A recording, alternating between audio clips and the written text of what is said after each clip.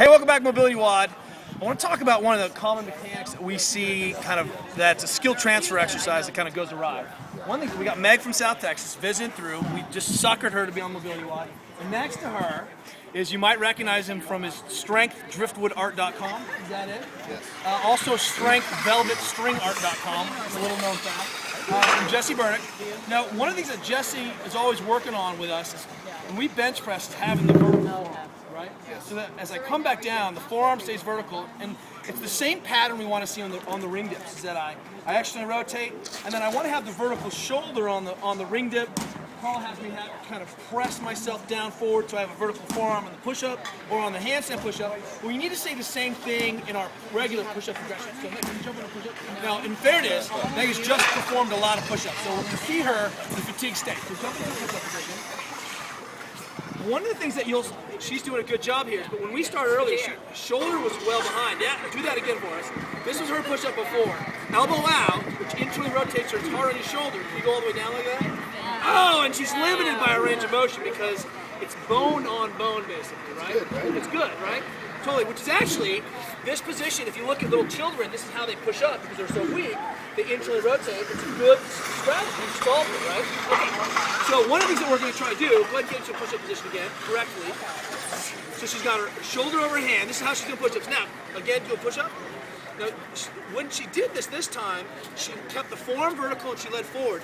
Clears her full range of motion automatically. Forearm is automatically 45, vertical forearm here. Then press back up. Oh. So one of the things that we have is that we have an athlete who's tired, or is new position, and she tends to break a little bit. So one of the common things that we do is we say, go on your knee, right? So go and do that on your knee. But you see that we got a really strange forearm push-up, and it's difficult for her to really connect that through her trunk. So enter the slingshot. And one of the reasons we like the slingshot, not just for bench pressing,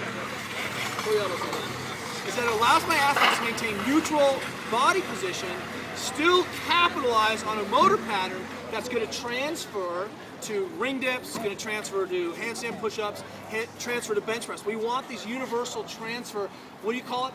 A skill transfer exercise? That's right. All of these things should be skill transfer exercises, right? So let's get to a push-up position. Same thing again. Shoulders over the hands. She can stay nice tight. She leads, and one of my cues is I'm going to block the elbow. Go ahead and push up again. I force her to go forward, but now she's got a little bit of help. Fantastic. In that bottom position where she feels tired or smoked at the end, she can press back up. And now I can get her practicing the stabilization. Press up, squeeze your belt a little bit. Good. Maintain that vertical form. She gets better travel, better mechanics of the elbow, better mechanics of the shoulder. One more time. For 500th push-up in the last 3 minutes. Fantastic. And it solves this problem of having to put my athletes on the knees, right?